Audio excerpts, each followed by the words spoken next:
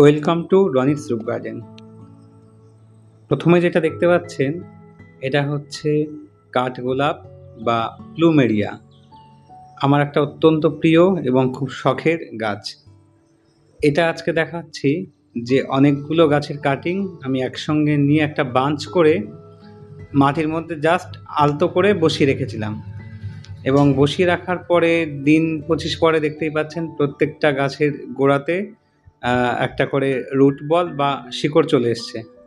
এরপর আমি এগুলোকে পটিং করব এবং প্রত্যেকটা গাছ নয়, প্রত্যেকটা ডালের কাটিংয়ে প্রচণ্ড সুন্দর কুঁড়ি, এবং দেখতেই পাচ্ছেন এটাতে ফুলও ফুটে গেছে। এছাড়াও নিচে যে কাটিংগুলো রাখা রয়েছে তাতে সবগুলোতে কুঁড়ি চলে এসছে। এটা অবিশ্বাস্য হলে এটা একদম সত্যি। জাস্ট আমি গাছগুলোকে কাটিং করে দিন 5-7 মতো রেখেছিলাম একটা ছায়াযুক্ত জায়গায়। তারপরে বাঞ্চ আকারে বেঁধে এই আমার মাটির যে টব রয়েছে টবের ওপরে আমি বসিয়ে রেখেছিলাম, এবং বসিয়ে রাখার 20-25 দিনের মধ্যেই প্রত্যেকটা গাছে রুট বল চলে আসে, এবং দেখতেই পাচ্ছেন সবগুলোতে ফ্লো চলে এসছে, নিচেরগুলোতে কুঁড়ি দেখা যাচ্ছে এবং ফুলও ফুটে গেছে। ধন্যবাদ।